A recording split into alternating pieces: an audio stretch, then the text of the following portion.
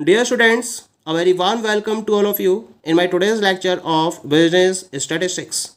In today's lecture, we will discuss upon the topic measure of skewness. यानी कि आज के लेक्चर में हम स्क्यूनेस के मेजर के रिलेशन में टॉपिक को डिस्कस करेंगे. क्या कॉन्सेप्ट होता है स्क्यूनेस का या फिर मेजर ऑफ स्क्यूनेस का. जब हम प्रॉपर्ली डेटा को डिस्ट्रीब्यूशन के बेसिस पर रिप्रेजेंट करते हैं या डेटा को प्रॉपर्ली डिस्ट्रीब्यूट किया जाता है तो दो टाइप का डिस्ट्रीब्यूशन पॉसिबल होता है. एक तो होता है आपका सिमेट्रिकल डिस्ट्रीब्यूशन और दूसरा होता है असिमेट्रिकल डिस्ट्रीब्यूशन. जैसा कि यहाँ पे मैंने एक डायग्राम रिप्रेजेंट किया है और यहाँ मैंने सिमेट्रिकल और असिमेट्रिकल दोनों टाइप के डिस्ट्रीब्यूशन के डिफरेंस को रिप्रेजेंट किया है. यहाँ ये दो टाइप के डिस्ट्रीब्यूशन है. This is the first, this is the second. दोनों ही केस में एक्स बार और सिग्मा दोनों की वैल्यू क्या है, दोनों की वैल्यू इक्वल है. एक्स बार है 15 यानी कि मीन की वैल्यू 15 है और सिग्मा यानी कि स्टैंडर्ड डेविएशन की वैल्यू 5 है. तो यहाँ पे मैंने दोनों पर्टिकुलर मेजर्स फोकस कर लिए.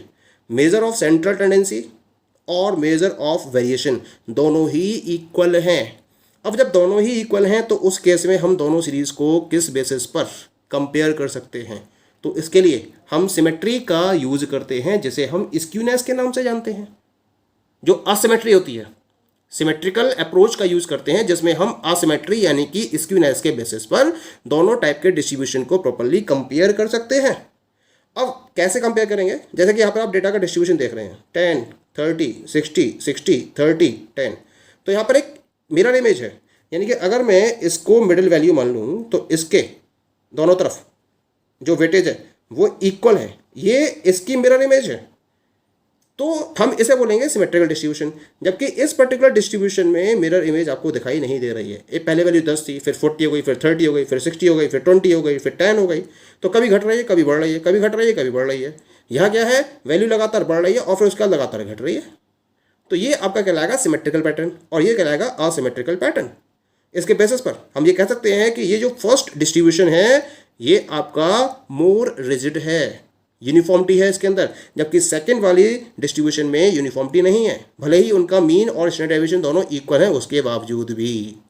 तो जो डिस्ट्रीब्यूशंस हैं उनके मीन और स्टैंडर्ड डेविएशन सेम हो सकते हैं, लेकिन जब हम डायग्राम के बेसिस पर देखते हैं तो इनकी जो ओवरऑल अपीयरेंस है इसके बेसिस पर इनमें डिफरेंसेस क्रिएट होते हैं. दोनों ही डिस्ट्रीब्यूशन में मीन और स्टैंडर्ड डेविएशन सेम है, लेकिन इसका मतलब ये नहीं है कि दोनों ही डिस्ट्रीब्यूशन नेचर में सेम टाइप के हैं.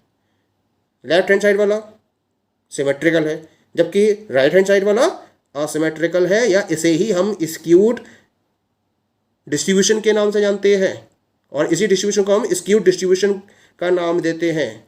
तो इसका मतलब मेजर ऑफ स्क्यूनेस के बेसिस पर हम डिफरेंट टाइप के डिस्ट्रीब्यूशन को प्रॉपर्ली डिफ्रेंशिएट कर सकते हैं. पॉइंट क्लियर हो गया, स्क्यूनेस का कॉन्सेप्ट क्लियर हो गया यहाँ पर है ना. अब हम स्क्यूनेस के रिगार्डिंग कुछ पर्टिकुलर डेफिनेशंस को डिस्कस करेंगे जिसके बेसिस पर स्क्यूनेस को हम प्रॉपर्ली स्टडी करेंगे. तो some of the definitions of skewness are as follows. The very first definition is according to Croxton and Cowden. इनके according when a series is not symmetrical it is said to be asymmetrical or skewed. यानी कि इनके according अगर कोई particular series ऐसी है जो symmetrical नहीं है तो हम ऐसी सीरीज़ को असिमेट्रिकल या स्क्यूड सीरीज़ का नाम देते हैं. Second definition is according to Morris Hamburg. इनके अकॉर्डिंग skewness refers to the asymmetry or lack of symmetry in the shape of a frequency distribution. यानी कि जब किसी पर्टिकुलर फ्रीक्वेंसी डिस्ट्रीब्यूशन की शेप में असिमेट्री दिखाई दे या फिर लैक ऑफ सिमेट्री दिखाई दे तो हम इसको स्क्यूनेस के नाम से जानते हैं. कुल मिला के lack of symmetry is the skewness according to Morris Hamburg. One of the definition according to Simpson Kafka. According to him measure of skewness tells us the direction and the extent of skewness. In symmetrical distribution, the mean, median and mode are identical. The more the mean moves away from the mode, the larger the asymmetry or skewness. तो उन्होंने एक proper definition provide करी इसकी है ना, और कुछ particular features add करे स्क्यूनेस के. इनके अकॉर्डिंग मेजर ऑफ स्क्यूनेस के बेसिस पर हमें स्क्यूनेस की डायरेक्शन और डिग्री के बारे में प्रॉपर इंफॉर्मेशन मिलती है.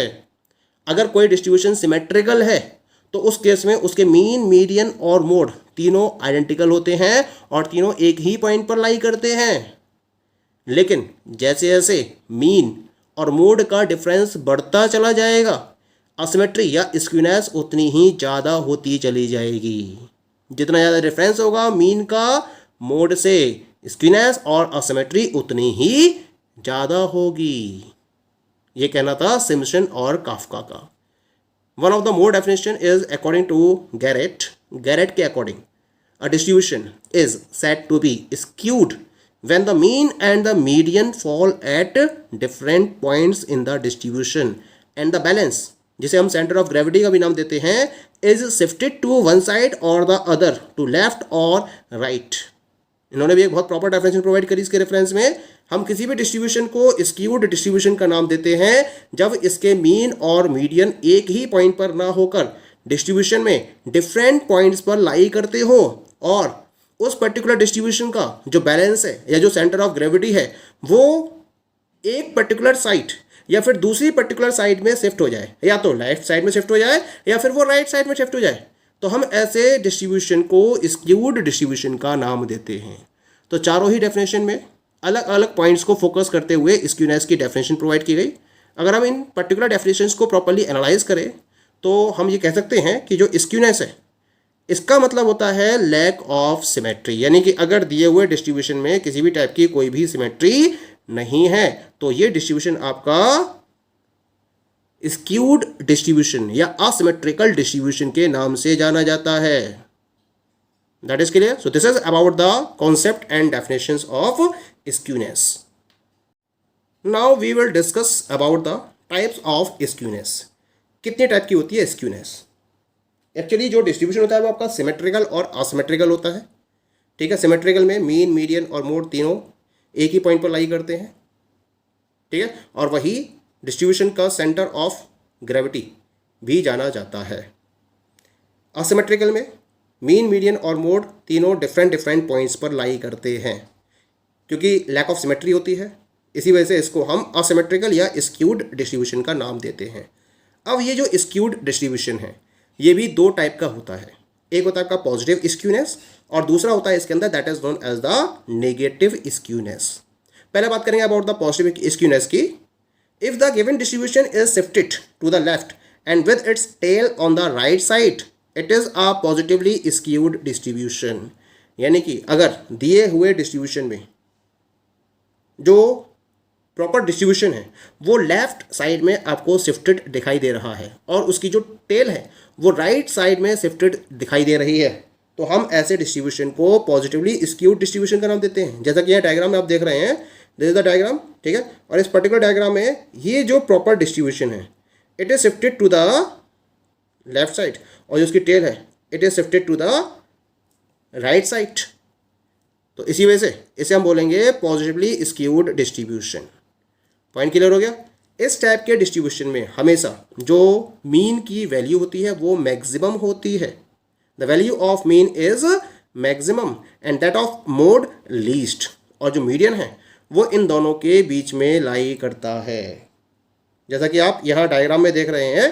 ठीक है, जो मीन है मीन की वैल्यू होगी मैक्सिमम, तो मीन मैक्सिमम होता है, मोड मिनिमम होता है और मीडियन इन दोनों के बीच में लाई करता है, तो हम इसे बोलेंगे पॉजिटिवली स्क्यूड डिस्ट्रीब्यूशन। क्लियर हो गया। अब बात करेंगे about the negative skewed distribution की या नेगेटिव स्क्यूनेस की। ये इसका सेकंड टाइप है। नेगेटिव स्क्यूनेस क्या होगा? जिसके बिल्कुल जस्ट अपोजिट होगा। पॉजिटिव स्क्यूनेस में जो डिस्ट्रीब्यूशन था वो लेफ्ट साइड में शिफ्ट हो रहा था, लेकिन नेगेटिव स्क्यूनेस में जो डिस्ट्रीब्यूशन है वो राइट साइड में शिफ्ट होगा और जो उसकी टेल है वो लेफ्ट साइड में शिफ्ट हो जाएगी। तो हम इस टाइप के डिस्ट्रीब्यूशन को नेगेटिव स्क्यूड डिस्ट्रीब्यूशन का नाम देंगे। पॉइंट क्लियर हो गया। और इस वाले केस में मीन क्या होगा? मिनिमम होगा और जो आपका मोड है वो मोड आपका मैक्सिमम होगा। मीन आपका मिनिमम होगा और मोड क्या होगा? मैक्सिमम होगा, और मीडियन इन दोनों के बीच में लाई करेगा। जैसा कि यहाँ मैं एक डायग्राम रिप्रेजेंट कर रहा हूँ और इस डायग्राम के बेसिस पर आप इसको अच्छी तरह समझ सकते हैं। In this particular diagram the distribution is shifted to the right side and the tail is shifted to the left side। तो ये टेल जो है वो लेफ्ट साइड में शिफ्टेड है और जो डिस्ट्रीब्यूशन है ये आपका राइट साइड में शिफ्टेड है। यहाँ मोड क्या है? मोड यहाँ पर मैक्सिमम है, मीन क्या है? मिनिमम है, और मीडियन, मोड और मीन मीडियन जो है मोड और मीन दोनों के बीच में लाई कर रहा है, तो हम इस डिस्ट्रीब्यूशन को नेगेटिवली स्क्यूड डिस्ट्रीब्यूशन का नाम देंगे। Okay, now we will discuss about the test of skewness. अगर हमें यह पता करना हो कि जो दिया हुआ डिस्ट्रीब्यूशन है ये स्क्यूड है या नहीं, तो हम इसके लिए डिफरेंट टाइप के टेस्ट को अप्लाई कर सकते हैं। स्क्यूनेस प्रेजेंट होती है अगर ये पर्टिकुलर कंडीशंस सेटिस्फाइड होती हैं। तो कौन कौन सी हैं ये conditions? The very first one is the value of mean, median and mode do not coincide, यानी कि मीन, मीडियन और मोड की वैल्यू कोइंसाइड नहीं कर रही होगी। तीनों अलग अलग पॉइंट्स पर अलग हैं या तीनों की वैल्यू में अगर डिफरेंशिएशन है तो हम कहेंगे सीरीज हमारी स्क्यूड है। दूसरा पॉइंट क्या है इसके रेफरेंस में? When the data are plotted on a graph they do not give the normal bell shaped form, that is when cut along a vertical line through the centre the two halves are not equal. Symmetrical distribution की पहचान क्या होती है कि ये एक bell shaped form में होता है, यानी कि अगर हम इसको मिडिल में से कट करते हैं एक वर्टिकल लाइन के अलोंग, तो दोनों ही जो पार्ट्स होते हैं दोनों इक्वल होते हैं, यानी two halves of the bell shaped form will be equal to each other. लेकिन अगर स्क्यूनेस है दिए हुए डिस्ट्रीब्यूशन में और ऐसे डिस्ट्रीब्यूशन के डेटा को अगर हम ग्राफ पर प्लॉट करेंगे तो हमें एक normal bell shaped form obtain नहीं होगी, यानी कि अगर हम इसको एक वर्टिकल लाइन के थ्रू सेंटर से कट करेंगे तो जो दो हमें हाफ वैल्यूज मिलेंगी दोनों ही इक्वल नहीं होंगी। ये सेकंड कंडीशन हो गई स्क्यूनेस की। थर्ड कंडीशन क्या है इसके अंदर? The sum of the positive deviations from the median is not equal to the sum of the negative deviations, यानी कि अगर हम दिए हुए डिस्ट्रीब्यूशन के डेटा के मीडियन से डेविएशन को कैलकुलेट करेंगे, डिटरमाइन करेंगे, और उसके बाद अगर हम पॉजिटिव डेविएशंस का सम लें और नेगेटिव डेविएशंस का सम लें तो दोनों ही इक्वल नहीं होंगे, और अगर दोनों इक्वल नहीं है तो इसका मतलब क्या होगा? जो डेटा है, जो डिस्ट्रीब्यूशन है वो आपका स्क्यूड डिस्ट्रीब्यूशन है। Clear? Next one, quartiles are not equidistant from the median. इस पर्टिकुलर केस में डिस्ट्रीब्यूशन के जो क्वार्टाइल्स होंगे वो मीडियन से इक्विडिस्टेंट नहीं होंगे, क्योंकि हमें पता है Q1 की मीडियन से और Q3 की मीडियन से जो डिस्टेंस है वो इक्वल होती है अगर सिमेट्रिकल डिस्ट्रीब्यूशन है। लेकिन अगर असिमेट्रिकल या स्क्यूड डिस्ट्रीब्यूशन है तो इस केस में जो क्वार्टाइल्स हैं दोनों ही क्वार्टाइल्स वो मीडियन से इक्विडिस्टेंट नहीं होंगे।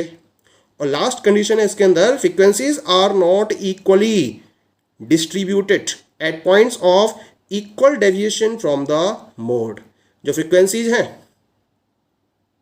वो क्या होंगी है ना, एक्चुअली जब सिमेट्रिकल डिस्ट्रीब्यूशन होता है तो उस केस में जो फ्रीक्वेंसीज होती हैं वो मोड के इक्वल डेविएशन के पॉइंट से इक्वली डिस्ट्रीब्यूटेड होती हैं। लेकिन अगर जो आपका डिस्ट्रीब्यूशन है वो सिमेट्रिकल नहीं है या स्क्यूड है तो उस केस में जो फ्रीक्वेंसीज होंगी वो मोड से इक्वल डेविएशन के जो पॉइंट्स होंगे उन पर वो इक्वली डिस्ट्रीब्यूटेड नहीं होंगी। That is clear? तो ये पर्टिकुलर 5 कंडीशंस होंगी जिनके बेसिस पर हम ये कह सकते हैं कि जो आपका डिस्ट्रीब्यूशन है वो स्क्यूड डिस्ट्रीब्यूशन होगा। Okay, thank you.